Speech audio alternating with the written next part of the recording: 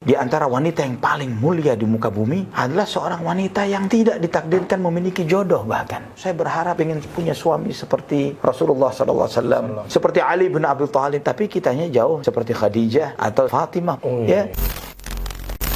Terkait jodoh Ustadz, Masya Allah. apa itu juga ketetapan Allah sebagaimana rezeki yang pasti akan mendatangi pemiliknya? Bujang-bujang, simak. Barakallahu fiik. Benar. Sebagaimana jodoh, ya.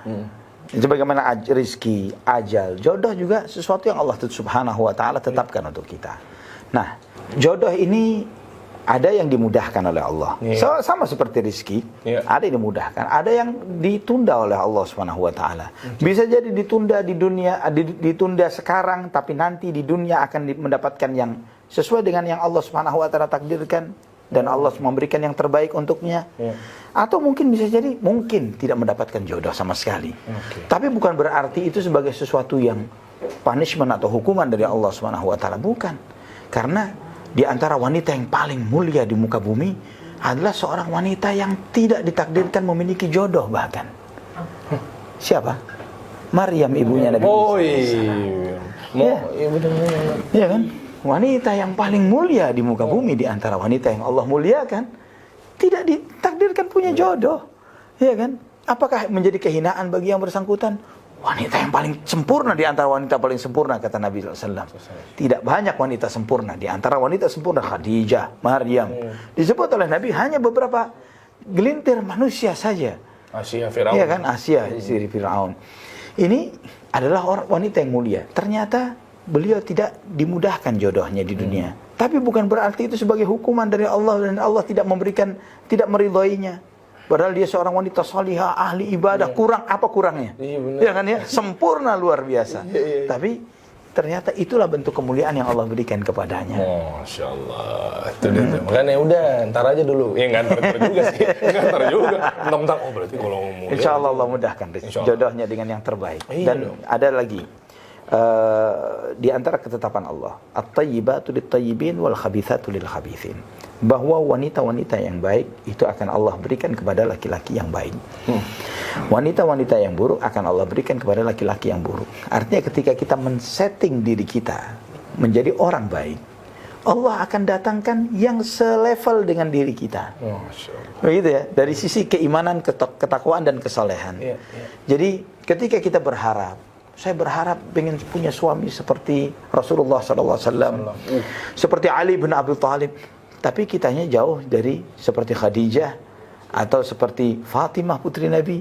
Ya, bagaimana seorang muslimah berharap memiliki suami yang sempurna seperti Nabi Muhammad SAW, atau Abu Bakar, atau Umar, atau Uthman, atau Ali radhiyallahu anhum dan yang lainnya. Namun dirinya, dia sadar dengan kapasitas dirinya. Atau yang sudah berjodoh misalnya, kemudian sering mengeluhkan tentang pasangannya. Pasangan saya kok segitu-gitu amat sih, misalnya begitu ya. Kok dia sih dapat? Iya, kok dia gitu ya. Kenapa nggak si fulan atau fulan begitu ya? Gitu. Akhirnya dia kemudian mulai tidak mensyukuri apa yang telah Allah berikan kepadanya. Sedangkan dia harus menyadari bahwa kualitas pasangannya, kualitas dirinya. Cermin berarti. Ya, kualitas dirinya. Jangan pernah mengharapkan yang berlebihan ketika kita tahu bagaimana kondisi diri kita. Terakhir, terkadang sebagian orang mengira begini, Ustaz, tapi ternyata si fulanah misalnya, seorang istri, sudah hijrah, sudah taubat, sudah solehah, sudah berniqab dan lain sebagainya. Ternyata suaminya kajian enggak, ini enggak dan lain sebagainya, begitu ya. Terus kemudian ilmu agamanya cetek. Ini bagaimana dikatakan selevel? Anak pernah subhanallah diundang oleh salah seorang umahat panitia kajian. Dan kemudian didudukkan dengan suaminya, kemudian mengeluhkan tentang suaminya yang jarang ngaji, jarang ke pengajian gitu, ngaji ilmu karena sibuk mencari nafkah. Anak sampaikan kepada harusnya anti berterima kasih kepada suami, karena dengan sibuknya dia mencari nafkah, datang ke kajian dengan tidak bawa gorengan, tidak bawa barang belanjaan dan lain sebagainya. Tidak bawa ini dan itu, bahkan mensupport dakwah ini dengan nafkahnya. Ini rezeki dari suami. Iya benar. Ya, semua kebaikan yang lakukan, suami dapat. Ya kan? Ketika misalnya suami Anda orangnya pas-pasan misalnya, dan rezeki yang susah payah dan lain sebagainya. Terus kemudian sehingga Anda terpaksa ke kajian tapi untuk bawa dagangan misalnya. Dan berapa banyak yang seperti itu. Ini anti tidak mengalami yang seperti itu. Syukuri. Ketika anti melihat kekurangan dari sisi agama dari pasangan anti, ini adalah di antara anugerah yang Allah berikan juga ke anti untuk bisa sharing ilmu yang anti dapatin di pengajian.